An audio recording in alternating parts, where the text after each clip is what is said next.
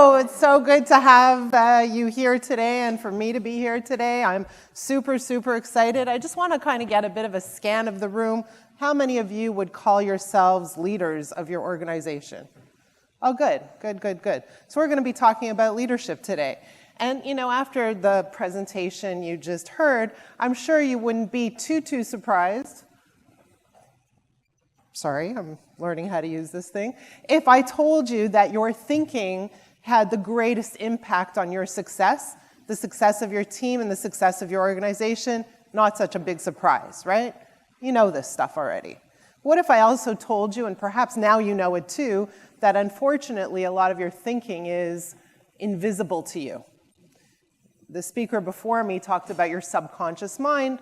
You're not even aware of this relationship between your thinking and your outcomes. So now we have a bit of a problem we have to solve, right? If that's the key component to your success and you're not aware of it, we have a problem. And today, hopefully, we're going to solve it a little bit together. So my goal is to help you pick up a few key strategies. There are lots of strategies, but I want to hone in on 3 of the top thinking strategies that really phenomenal leaders employ consistently. And what I want you to do is ask yourselves whether or not these are part of your arsenal, if this is something you lean on all the time. Is that cool? Good idea? And here's my agenda. Number 1 is I want to demonstrate physically how your thinking works and the relationship between your thinking and your outcomes. Number 2 is I want to share with you those 3 key strategies of phenomenal leaders and how they think and how they apply their thinking to their businesses, to their lives, to pretty much everything. And number 3 is I want to give you an opportunity to experience a little coaching on your own thinking. Does anyone have anything to add to my agenda? No? Okay, so you recognize these figures, these people up here.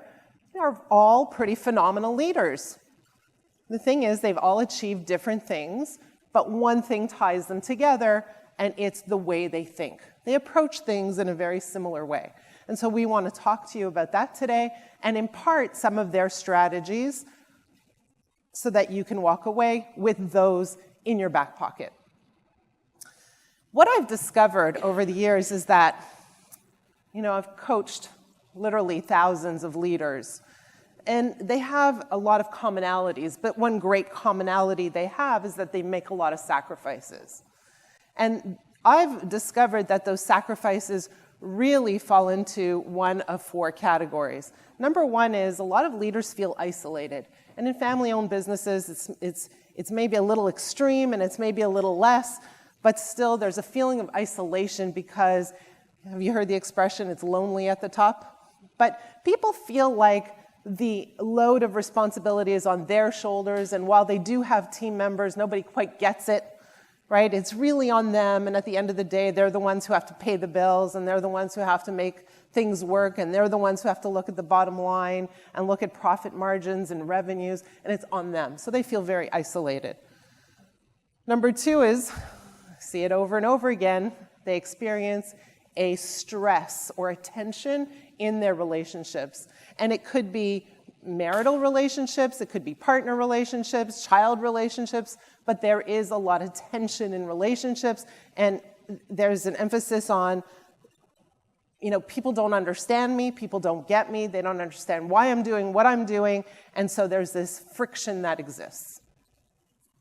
Number 3 is this sense of chronic dissatisfaction, particularly for the founder who says, hey, you know what, we've reached this goal and this is great and we're doing well, but why am I not up here? Like why? I look around me and other people are able to reach that extra goal, but I feel always behind the 8 ball. Or I feel like this is not what I anticipated my life to be like, even at this level of success. I'm drained, I'm tired, and this is not what I signed up for. And then finally, what I call slippage, it's my word, and what that means is that highly successful business owners tend to let a lot of important things fall through the cracks. They don't take care of themselves very well, they don't exercise, they don't eat well, maybe they drink a little, they don't have time to socialize. All those things that we imagine really contribute to the quality of our lives, they let slip through the cracks. Any of this sound familiar? Yes? So let me kind of tell you a little bit about what I do, very briefly. We coach the highly driven population, and the way we coach them is we use a journaling process. So what does that mean? Is that every single day, in addition to our weekly phone calls, we ask them to journal in an online journal. We give them a question, a journaling question, and they start journaling. And every time they journal, their journal goes back to their coach. I have a team of coaches who then reads in response to the journal. So why do I bring this up is because I want to give you that experience. And in front of you, whoever doesn't have some handouts, they're on this side of the, do you guys have handouts over here? Perfect.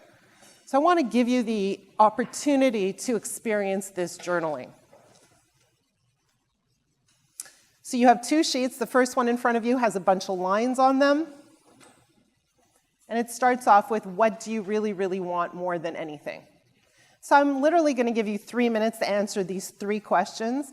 And the reason I wrote down what do you really, really want more than anything is because I want you to think about what you truly, deeply, personally want, not what someone wants for you, not what's expected of you, not what you think you should want, but what do you truly, deeply want for yourself. And so let's go, 3 minutes, go ahead, and write it as though it is your journal. So write in sentences.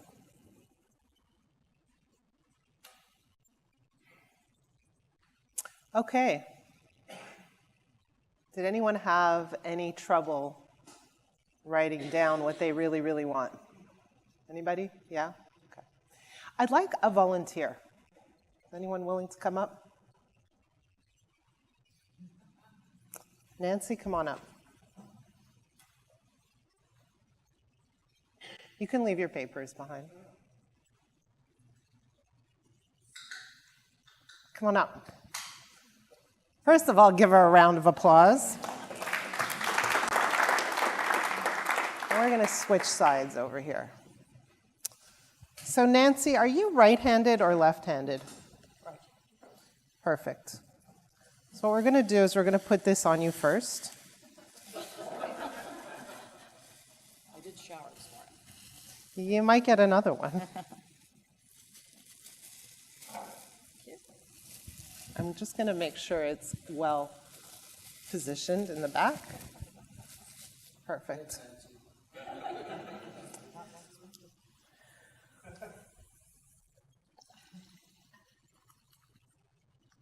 All right. Nancy, can you put your right hand out like this?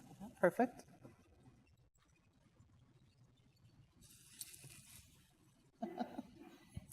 Without bending your arm, drink the water.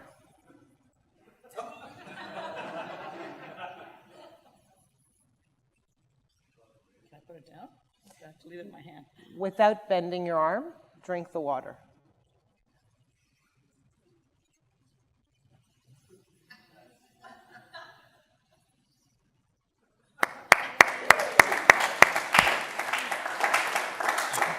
Way to go. So don't go away, you're not wet. Very creative solution, wouldn't you agree? So lots of things just happen in this room. Now, Nancy was my volunteer, but she wasn't my only volunteer. Every one of you in your seats were my volunteer too. So I'm going to ask you a question, and I almost want to get off this stage just to get a little more personal and warm and intimate. But my question to you is this. Like, why are you here? Honestly, why are you here? To be better, to learn. What's the best position to learn from? So how many of you raised your hands when I asked for a volunteer? How many? Barely one. Right? Barely one. So think about that. You are the leaders of your organizations. You're not putting up your hands. What do you think your team is doing? Now, the question I have for you is, why not? What happened in your brain? Meta thinking, I just learned that term. What happened in your brain that prevented you from putting up your hand? What was the dialogue that took place? Yes? I purposely did it because I thought I'd always lead and I wanted to do it. There's always one of you in every room. And let me tell you, you made that up. You invented that story. And what I mean by that is that the story you said is, I always take up too much space. I always need to go up. It's always about me. I don't want to do that. I want to give other people the room. And so what you've done is you've decided it's your responsibility to move over. Nobody asked you to move over. I didn't ask you to move over. Right? But you took responsibility for the whole entire room. Are you a mom? Of course you are. Right? Okay. So there's something happening. And maybe what's happening is, I'm not going up there. I don't want to read my paper. Did you think I was going to ask you to read your paper? Yes. So you made an assumption. Correct. Now, when I got her to come up here and I gave her the task, what was running around in your minds? I'm glad it's not me. What else did I hear? I'm glad I'm staying dry. I'm glad, so you assumed she was going to get wet? I thought, oh, that'd be fun. Like, why would Okay. Anything else go on in anyone's mind?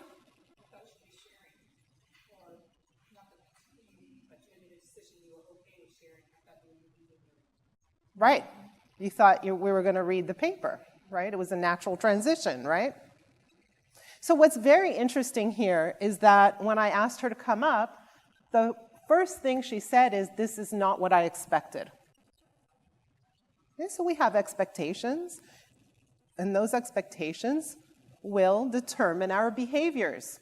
Sometimes we don't know what we expect. Sometimes those expectations exist in our subconscious. So another really interesting thing happened. I put her hand behind her back. She kept it there. Oh, that would have been easier.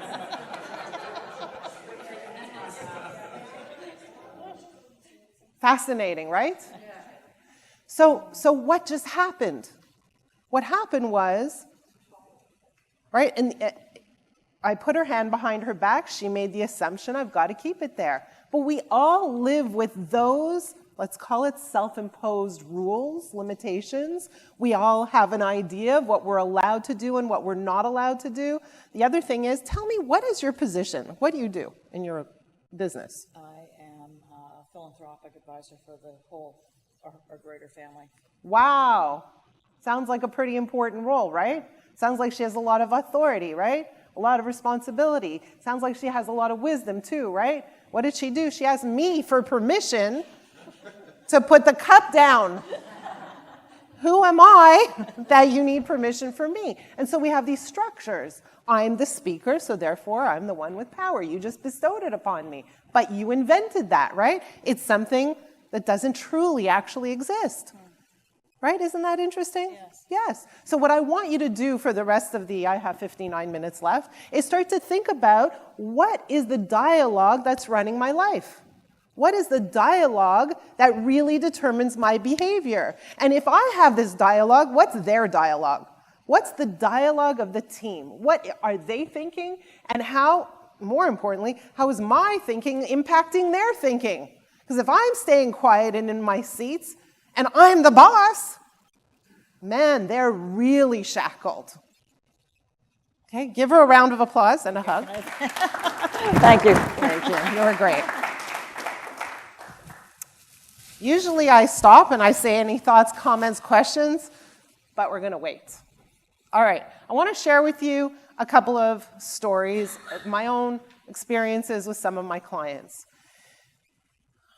About 8 years ago, I was introduced to this woman. She happened to be the VP of merchandising for Bergdorf Goodman. Everyone familiar with Bergdorf Goodman? Pretty important role, right? She came in as a referral, and we had a chat, and I said, what's going on? She said, well, I've been in the position of acting president for the past 2 years. My sales and my profit margins have surpassed all preceding records. The actual president is not in New York. He had to leave, and he's in Dallas. And so for all intents and purposes, I am responsible for this shop. And I just discovered that they hired someone else for the position of president permanently. I've been here for 25 years, and I feel completely frustrated, I feel like they stab me in the back. I feel used and abused. And I asked her one question. Did you ask for the job? She said no. Why not? Because I thought that it was an obvious transition. I thought that it was clear that I was the next selection for this position officially. I thought that I should not be too aggressive. I thought that it wasn't polite to step in and say what I really wanted. How many of us think that way? How many of us decide to stay seated because we're making space for others? Right? Another story, one of the things that I do with my clients every time I coach them is I give them a journaling exercise. And the exercise is this. I want you to write down an imaginary story. The only caveat is that it has to be an ideal story. It's a conversation.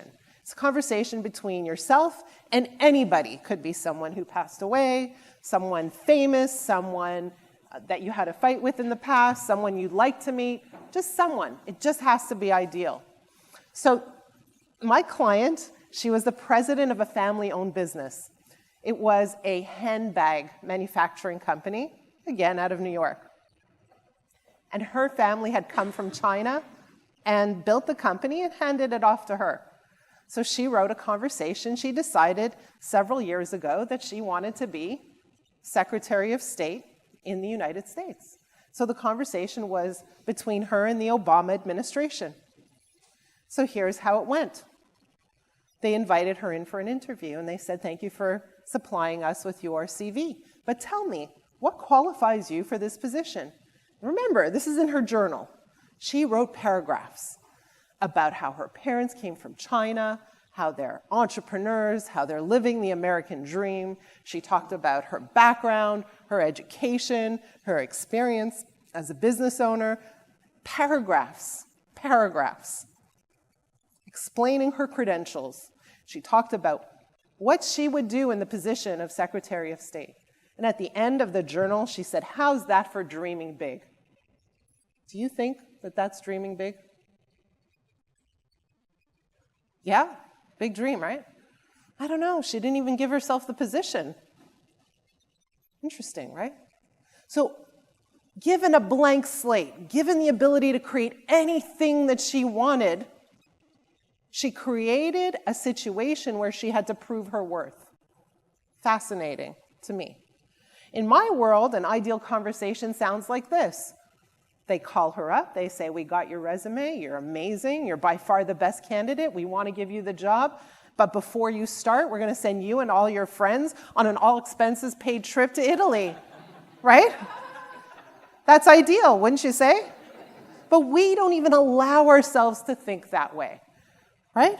So what is the first very important thinking strategy of extraordinary leaders is they challenge their beliefs. When they get stuck, when they have a problem, when they have conflict, when there's someone in their world who isn't behaving as they should, they ask themselves a very critical question, and I encourage you to write this down. What do I believe to be true about this situation, this problem, this person? What do I believe to be true that's causing me to feel so much frustration and angst? What do I believe to be true? In this case, when Nancy came up, she believed she had to keep her arm behind her back. She believed she needed to ask me for permission, right? All kinds of beliefs. And you had all kinds of beliefs too. The moment you can figure out and bring to light what your beliefs are is the moment you start to break through some of the struggles you're having. So ask yourselves that question. What do I believe to be true? I need another volunteer. Now everyone should put up their hands. Sure, come on up.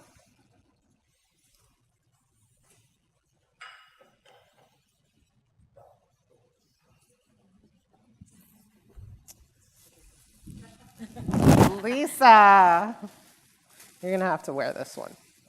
Okay. Come on up. Stand right here.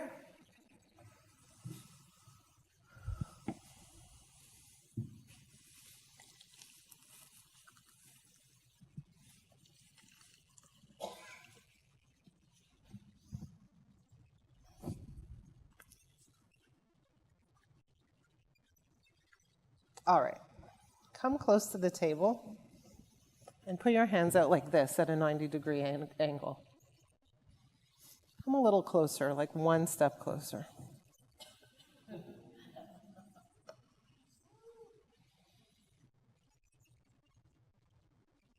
Got it? Yeah.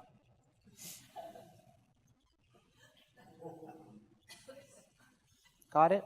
Yep. Without spilling the water, put the cups on the table.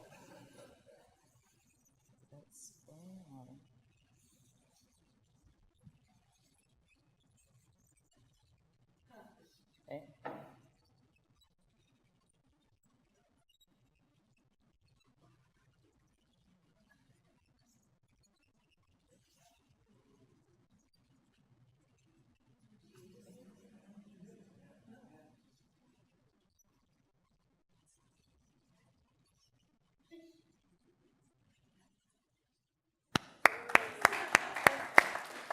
I have never seen that before. And I'm doing it in 5-inch heels. Can I just ask her a question? Yeah. Lisa, why don't you just ask somebody for help? Because I thought I could do it. Yeah. So again, I thought I could do it. lots and lots of things happen, right? So you're sitting in your seats going, ooh, right? Like, listen carefully, right? The other thing that just happened was she had an idle hand and put the cup down with her mouth while balancing this cup on her hand. Like, think about that. Did you know that? That's what you did? Right. Yeah, Right. exactly. Yeah, no, So, I didn't. So Yeah. why did she do it? Why didn't she ask for help? Because she thought she could do it. Do we want to give people an opportunity to succeed? Of course we do. The question becomes, as leaders, when do we jump in? But was that the safest option? Was that the less risky option? Was that necessarily the smartest option? No. So it's kind of like when your kid runs across the street when a car is coming and you go, why did you do that? Because I thought I could, right? It's not really the answer you want all the time, right? So now the question becomes, when do you ask for help, right? And when, especially as leaders, does it become, well, I have a little ego involved, right? Not that you have ego involved because I gave you the task, but did asking for help even enter your psyche? No. No. And again, if you're not asking for help, what do you think they're doing? They're sitting in their misery, in their struggle, in silence. And you have no clue. And you're going, I don't understand. Why aren't they performing? Right? Yeah. Now, honestly, I have never seen this before. I have seen people grabbing it with their mouths, holding it. I have never seen someone putting it down on the table with their mouths, ever. So she deserves 2 rounds of applause and a hug. Thank you. Doesn't mean I've had too many drinking games. No, you're good. And you look fantastic.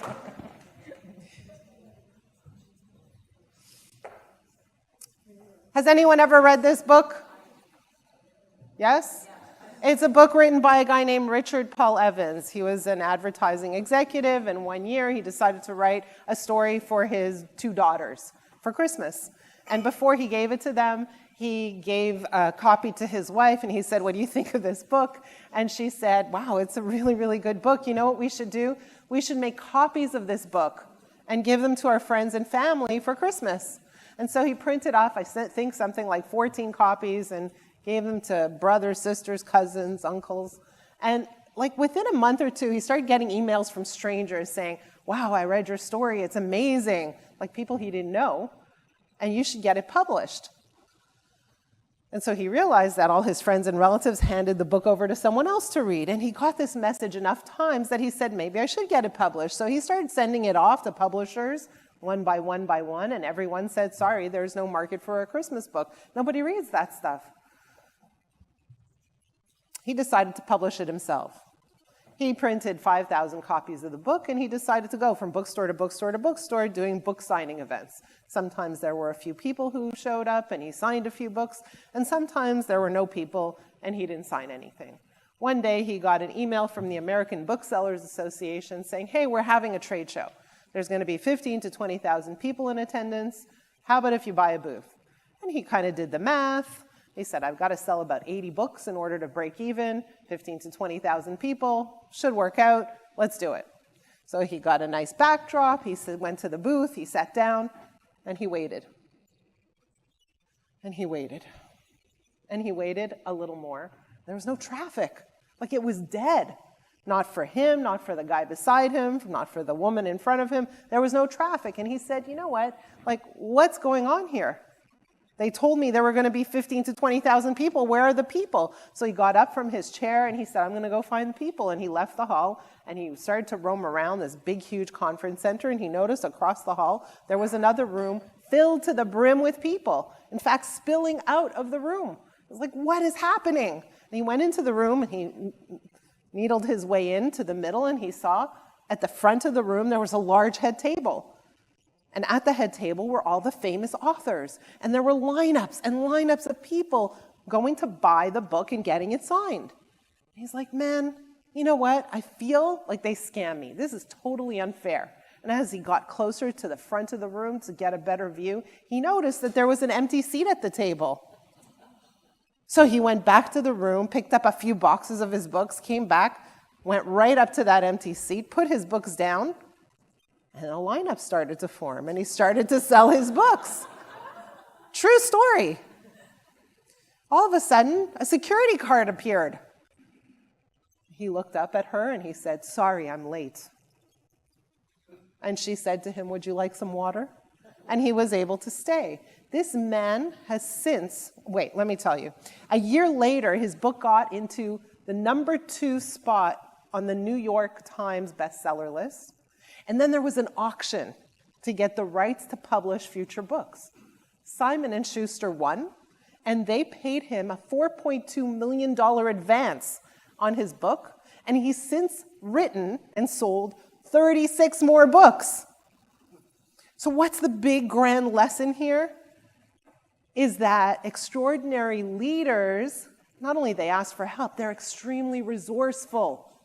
And what I mean by resourceful is they have a different attitude about resourcefulness, right? Like if I say, yeah, they're resourceful, you're kind of going, yeah, I know that already. But this is a different level of resourcefulness. Extraordinary leaders have a philosophy about resources, that there's never a shortage. There's never a shortage of talent. There's never a shortage of money. There's never a shortage of skill, technology, help. There's never a shortage, and all they need to do is figure out what they want. And they know they will find it, right? They don't get stuck there because they know it's waiting for them somewhere out there. All right, one more volunteer. Come on up.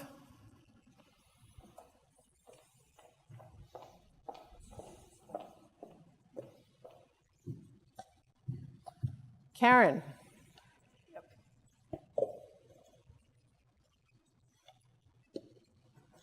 All right. Karen, what I want you to do is stand right here so that your legs are touching the table. Just a little step over so that you're in the middle of this experience. Can everyone see what's going on? We have 6 cups. 3 of these have water in them. 3 of these do not. Touching and moving only 1 cup, rearrange them so that they're empty, full, empty, full, empty, full. Only moving 1 cup. Correct. Only moving and touching, only 1 cup. And I can phone a friend, I guess. Any ideas? Yeah, that'll take a second. Just you pick up the cup in the middle. On the other end, you'll pull the cup. There's 3 cups there. Take the one in the middle, lift it up, fill the one. And then fill the one in the middle of the empty. Oh, there are some real smart people in this room.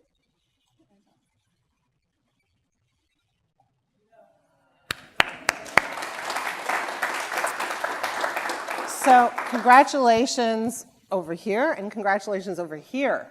Why? Look at how learning happens. Did I tell anybody what to do? No. What I did was I challenged your beliefs earlier. You learned what's possible and you applied it instantly. Both of you. I wouldn't have asked before. You wouldn't have asked before. Oh. Right. Yeah. So the question you want to ask yourselves is, where am I not asking? Where am I keeping quiet? Where am I not helping? Where am I not offering help? Where am I waiting and seeing to see what happens? Right? So we don't always have to tell people what to do. What we really want to do is look at how they think and understand how their thinking is allowing them to reach their goals or interfering with their ability to reach their goals. Does this make sense? Is everybody following me? Great. So look at her. Her thinking changed, and it became easy. Like, that was easy. Right? Yeah. Thank you. Give her a round of applause.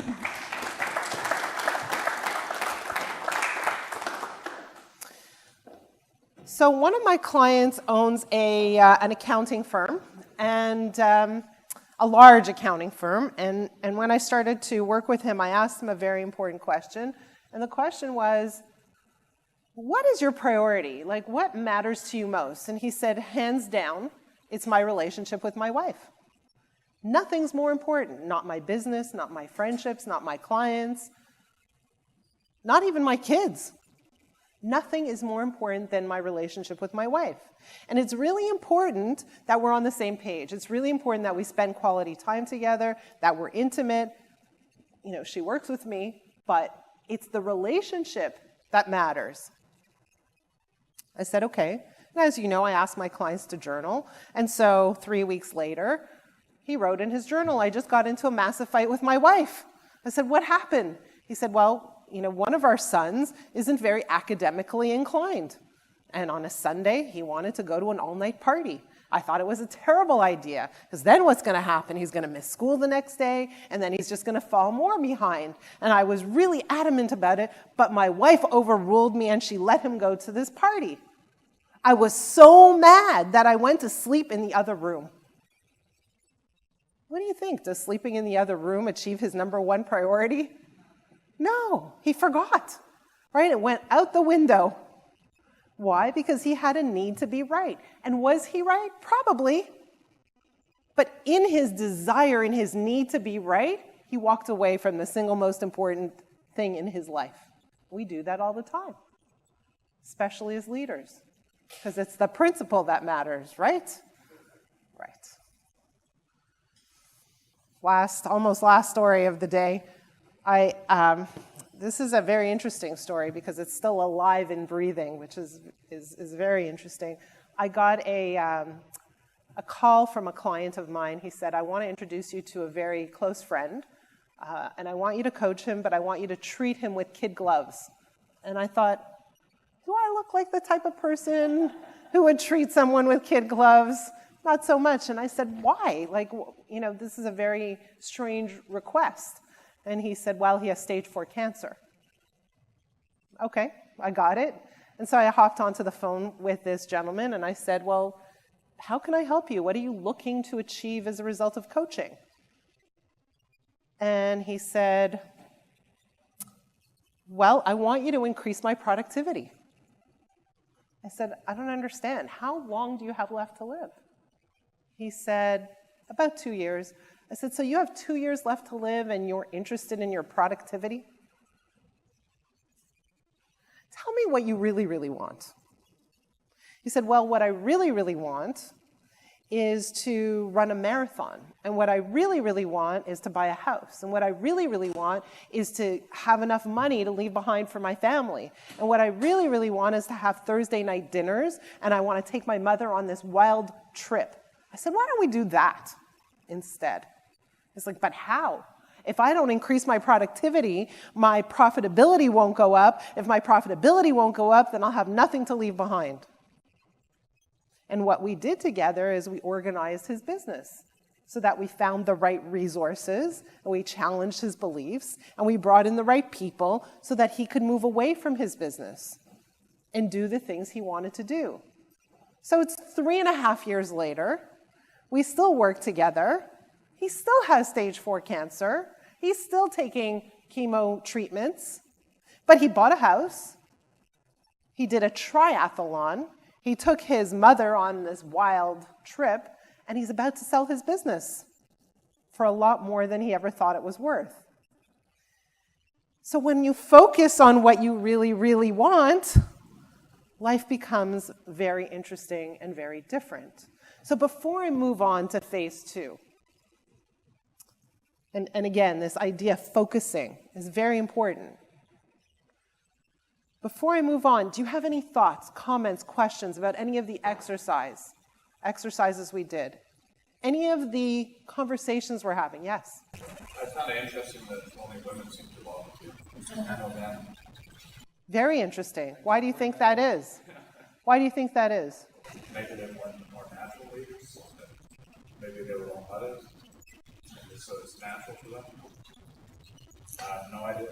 Maybe there's still a discomfort about coming on stage and maybe looking bad. Maybe. Any other thoughts? Reflections? Yes? I think what keeps, I mean, certainly myself back, I think most people know in terms of what they would want, is I guess the word is guilt, you know, focusing on what you are as opposed to particularly if you're a mother, right? Focusing on what the core, whether it's a daughter or a son or whatever, right? You're supposed to focus on what everybody else does. So you tend to look after everybody else, and then once they're okay, then you look after them. So it's very interesting, and I want you, yes, but I want you to pay attention to the language you use. And the language is you're supposed to take care of them first and then, right? You're supposed to. And what that is it's a rule that you took on and live by that severely limits you. And you will find the rules in your language. And that's a belief. And a lot of the beliefs we have are sheer inventions. We make them up. Whoever said you're supposed to? What happened to the airplane concept where you have to put your mask on first? If you're always taking care of everybody else, there's no mask on. What happens? You're depleted, you're tired, you're frustrated, and how good are you to the people who really matter? Not that good anymore, right? But we have these ideas about what we're supposed to do, right? We even have these ideas about what we're supposed to want, right? Or be. And the issue is, as leaders, as family leaders of your business and your family, you really have to start to pay attention to these rules that you're putting on the world, but especially yourself, right? You have to start to pay attention because these are the rules that are leading your lives and often causing a lot of unhappiness and often causing a lot of bottlenecks in your organization, often causing a lot of friction and unnecessary areas of struggle. So you guys were talking between yourselves. I'm curious. No? Was it my... anything interesting come up? No? Nothing cool? No, I wasn't trying to... I was just thinking you had... was excited to hear. Okay. Anyone else have a thought? A reflection?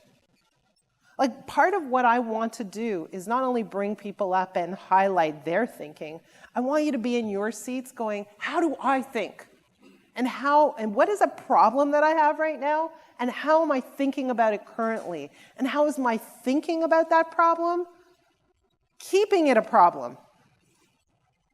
So now I want to volunteer, and I'll be transparent. I do want you to come up and share what you wrote on your paper. Who wants to do that? Come on up. Do we have a mic by any chance back there?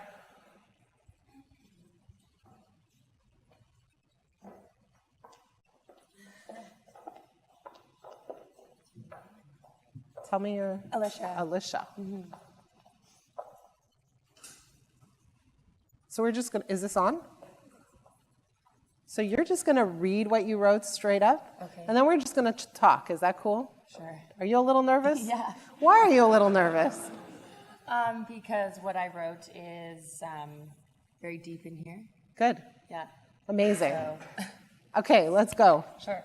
More than anything in the whole world, I would like peace of mind. I yearn for a state of satiated success.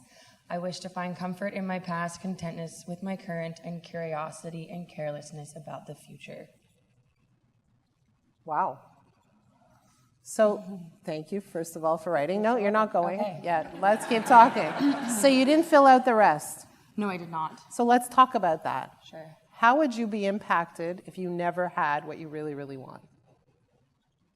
I think I would exist in a state of stress, anxiety. And Like your current concern. state? Sure, yeah. Just like this. 1 minute. Yeah. So what do you think is getting in the way of you having this? And I'm really interested in the feeling of peace. I think conflicting perspectives, and so far as what we discussed today, what you're supposed to be, what you want to be, the deviations between those, and some of the So there are, compromise. I'm going to see if I can decipher your code. Sure. You have some people in your life who think you should be doing this or being this, and you're doing and wanting to be something else, or does that just exist within you? I think it just exists within me. A grass is greener, and closing one door, opening others, what's the right path? I think that's more of a personal thing as opposed to external pressures. So you have made some decisions and you're wondering if they were the right decisions. Sure. Yes?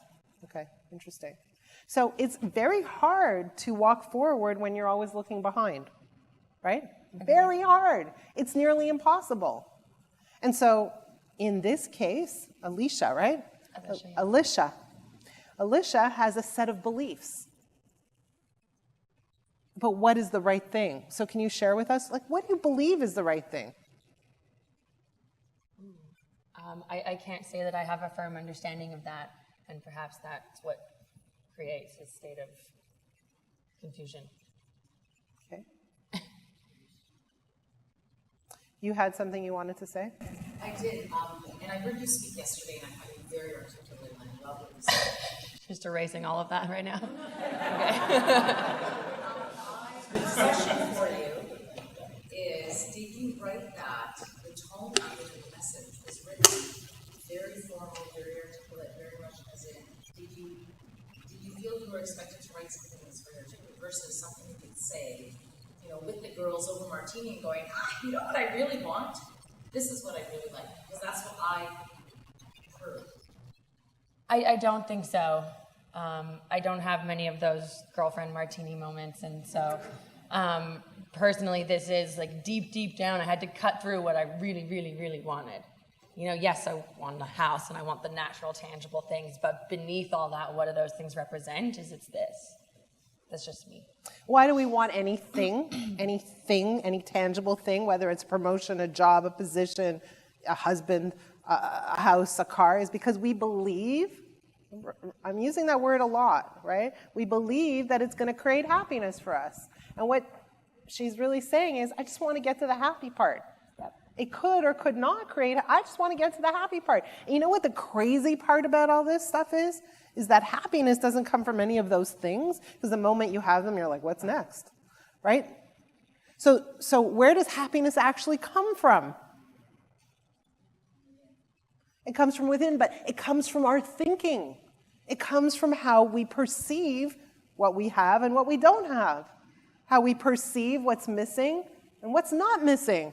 That's what it comes from. So I'm going to be here for a bit, and I'd love to dig in a little more. So if you want to spend a few more minutes together after, maybe we can get into some specifics. Sure. I get that you're keeping it a little bit general, and I'm going to leave you with that because I want to respect the privacy, but I would love to talk later if you want to. Sure. Okay, give her a big, huge round of applause. And you get a kiss. Thank you. Thank you so much for coming out. Who's next? Come on up. The man.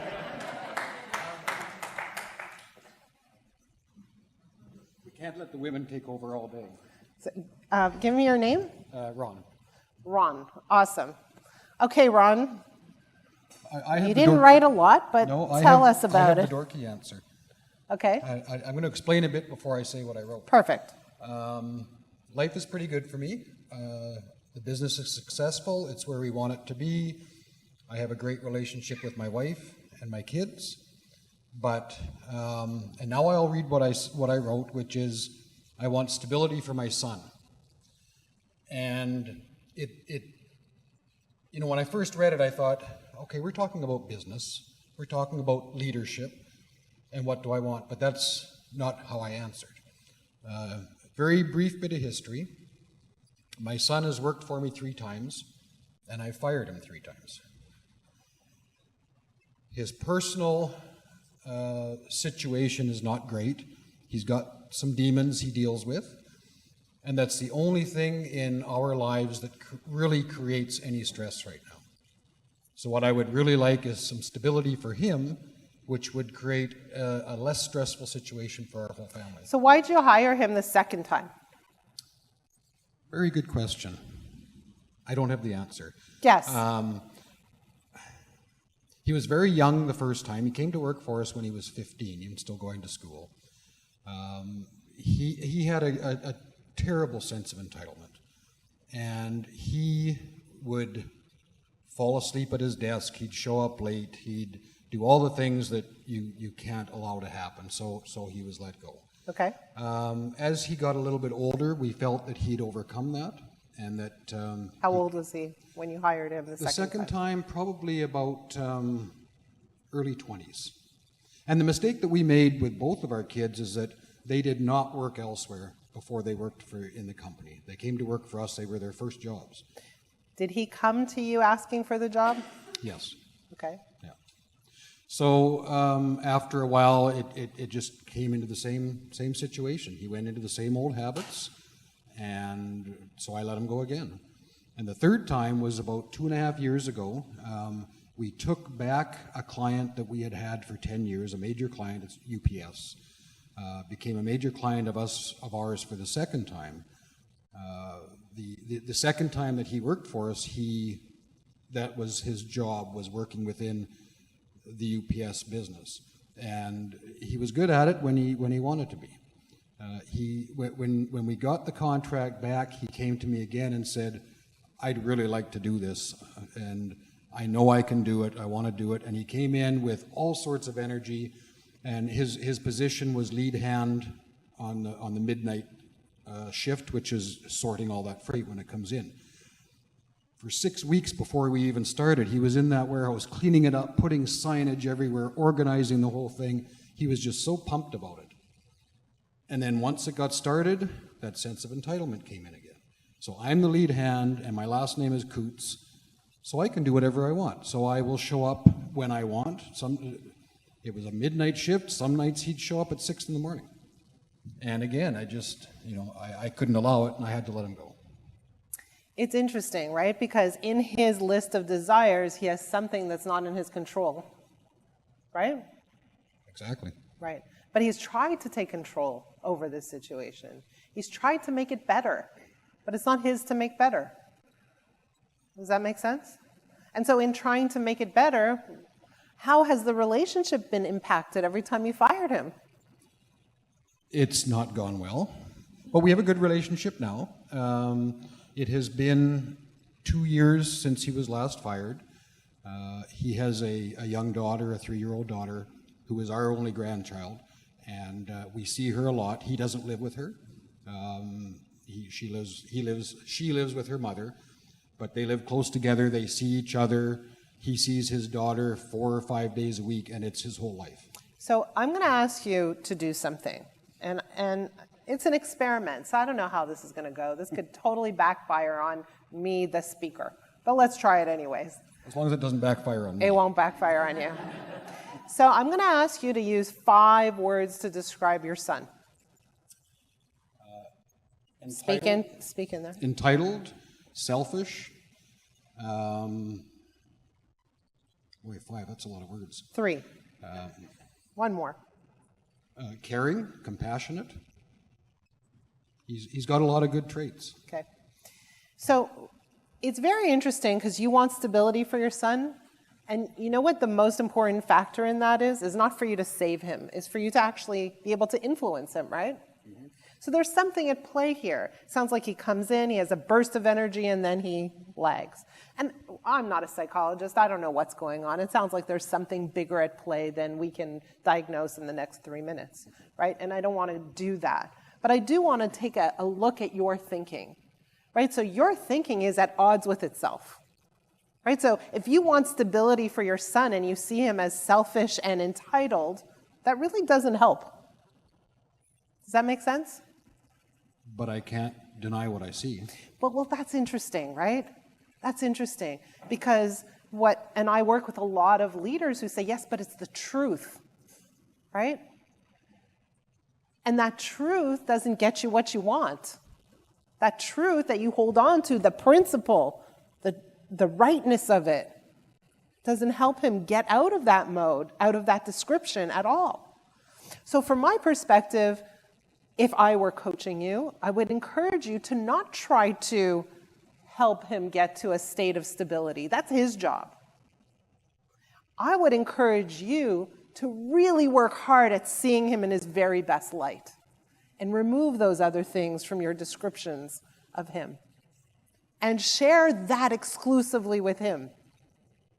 And if you see that stuff, clean it up. Because your greatest form of influence over him is the relationship you have. And if your relationship, if you come to the table, even if you don't say a word, if you come to the table saying you're entitled and you're selfish, the relationship is fractured. Right? So as parents, as leaders, our greatest influence comes from the relationship we build, and the relationship is built on the vision we have of the other person. So let me tell you a very quick story. And I wish I had this slide with me, but I don't. One day I came home from work, and I have 5 kids, 5 of them. Okay, one of them was lying on the leather couch with his shoes on, computer at his belly over here. On the floor, there were chip bags and water bottles and all kinds of crap. Okay?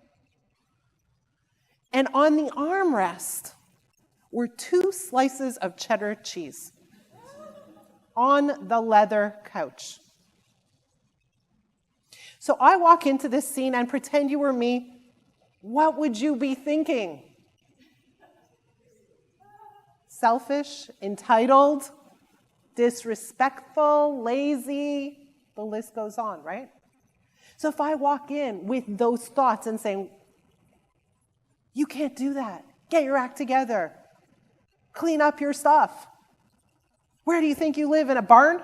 Right? If I walked in to that scene with those thoughts, with that feeling, even if I didn't open my mouth, I'd be fuming, and the fumes would be felt in the room. So what did I need to do? Before I stepped into that room, I need to clean up that thinking. Clean it up. It doesn't serve me. So I walked into the room. His name is Lewis. Walk in and I say, hey, Lewis, what are you doing? He says, oh, I'm designing a skateboard for my sister. Wow, not what I expected, right? All of a sudden, not so selfish, not so entitled, not so lazy, not so disrespectful. What do? I go to the kitchen, I grab a plate, I put the cheese on the plate, I say, show me what you're doing. He shows me what he's doing, and I say, this is incredible, amazing. And I say, by the way, cheese goes on plates. Right? He's like, okay, no problem, Mom. But what would have happened if I walked in storming and stomping? Even if I was silently storming and stomping, you know that passive-aggressive thing that we do, right? He would have said, nobody cares. Nothing I do matters. He would have closed his computer, stormed upstairs, and left me with the mess, right? So your job today, as you leave, is to say, I need to think of my son, not 50-50 good, 50-50 not so good, 100% good. That's the greatest contribution I can make to his life. How does that sound? Yes? Thank you. I'll grab this. I have time for one more. Who else? Come on. Good opportunity here. Come on up. Oh, wait. Can I choose her? Because, come on. Sorry. Because, oh, good. Your name is Karen. Awesome. Okay. So let's read what you have. Okay, to be... Pick this up. Oh, sorry. What I really, really want more than anything is to be more creative, paint, cook, to travel, and to have more time with my children. Okay. Do you think that she could be more creative? Yes? Who said that? Tell me more. Tell me more. Say that louder, first of all.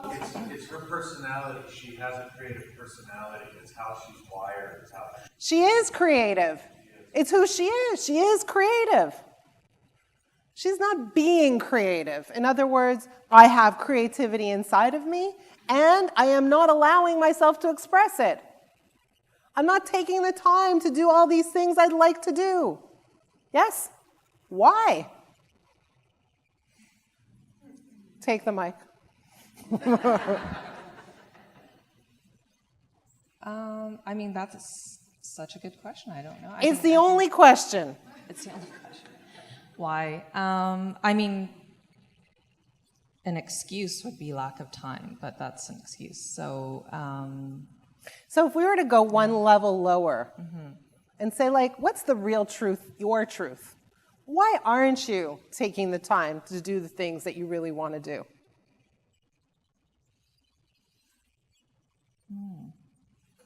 I guess I'm not prioritizing myself. That's a very surface answer. Surface answer. Let's go a little deeper. So let's say you're not prioritizing yourself. Why?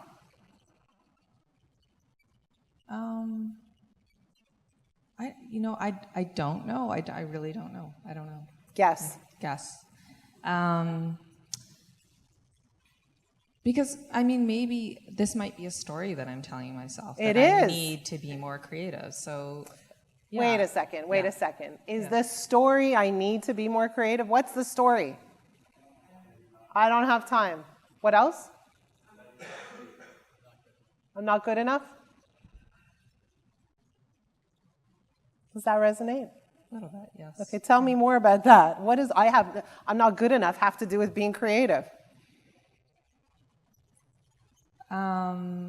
Well, I mean, I could get really analytical, but I guess, my sister is an artist. That's what she does for a living, and she really pursued the creative path quite diligently, and I guess I just always was like, oh, it's a hobby, and I just want to pause for a second. When people tell their stories, what do we find in their stories?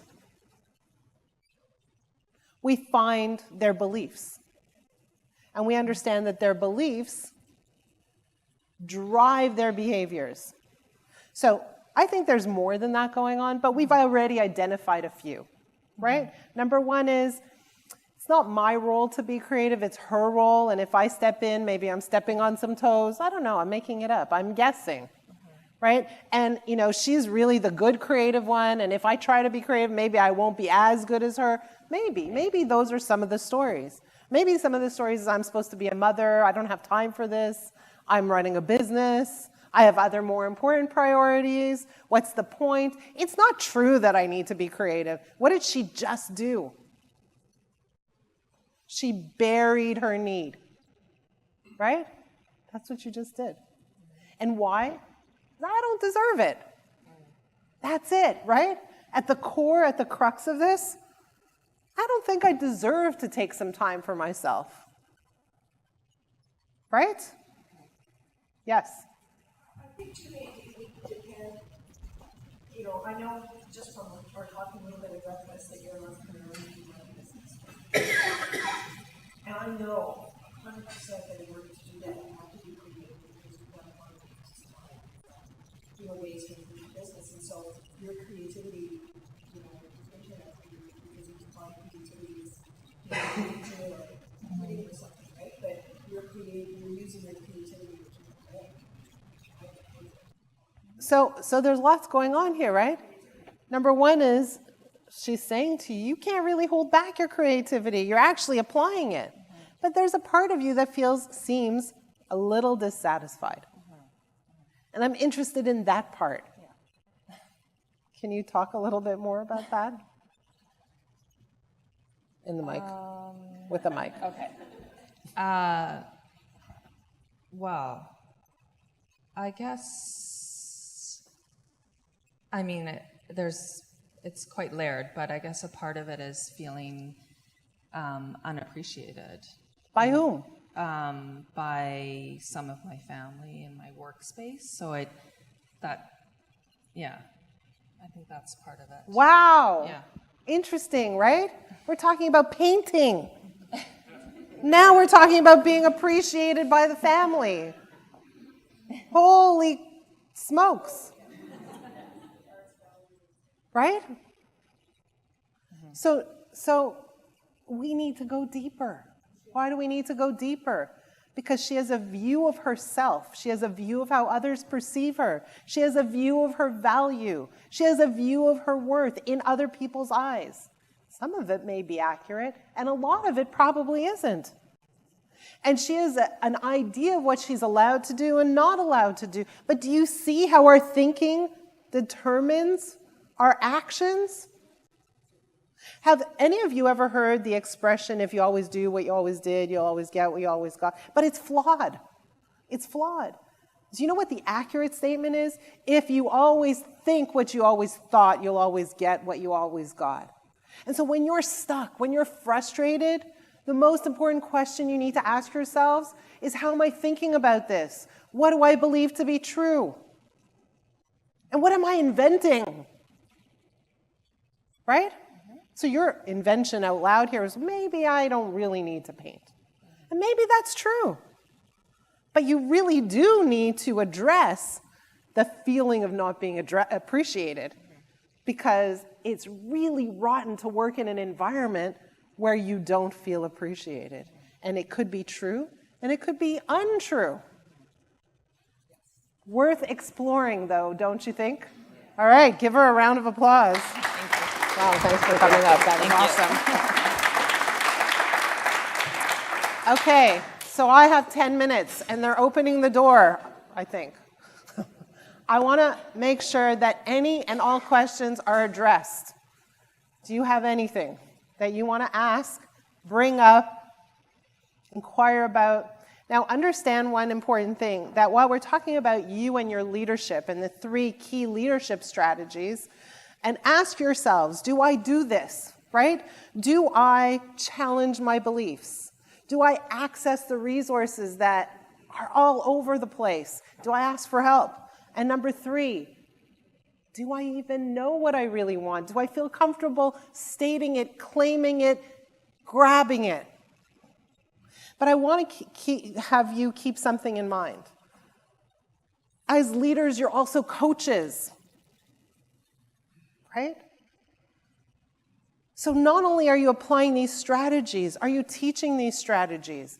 How do you approach the people in your organization? How are you coaching them? How are you thinking about them? And how does your thinking about them affect how they show up? Okay, so questions. Yes? When you started off, you showed all those leaders, and you said the common trait of all these leaders is sacrifice.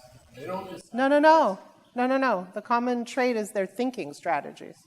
And they happen to and leaders happen to make sacrifices. So leaders, but they don't just make one kind of sacrifice, they make 3 or 4 or 5. Typically 4 categories. And then thinking strategy 3 is focus on what you really want. So and it seems to me that let me clear that up. Okay. So we have extraordinary leaders, and they have these thinking strategies that they use. And then we have leaders who struggle, who are frustrated, who have goals they want to reach. And while they've reached a lot of goals, they want to reach more goals. And we're talking about the general population of leaders, not the extraordinary leaders. Does that make sense? Great. Yes? So over the years, I was listening to piles and piles of books, right? themselves and so forth. So in your opinion, which ones are, you know, you say, you know what, it's just in my experience, that book with that is just so off. So off? I won't identify any one book, but I'll tell you a few things. I'll tell you, you know, a lot of times instead of doing this presentation, I teach leaders how to coach, right, so that they can go back to their organizations and coach. And what I'll do instead of answering that particular question is I'll share with you some of the mistakes that leaders make in leadership. Number one is they empathize. And I know you're going, what? Let's define empathy. Let's define empathy.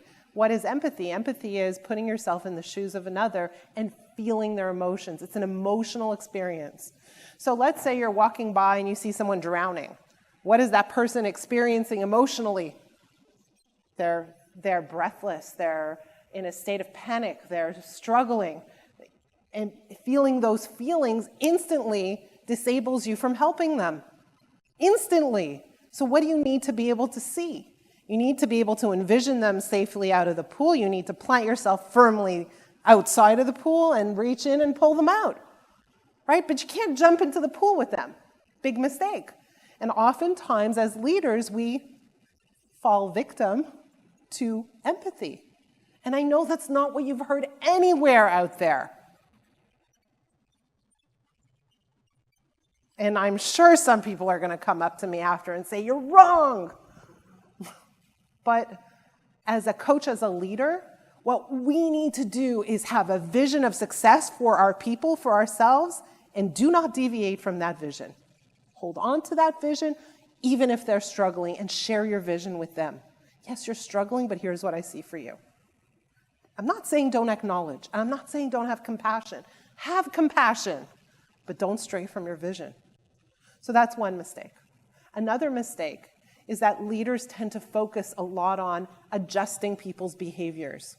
So they're not doing something right, let me teach them what to do, right? Training focuses on doing. And what I want to emphasize is that before you do, you think. First we think, then we do. And rather than just focusing on the thinking, on the doing, let's back it up a bit and sit down and say, tell me what you're thinking.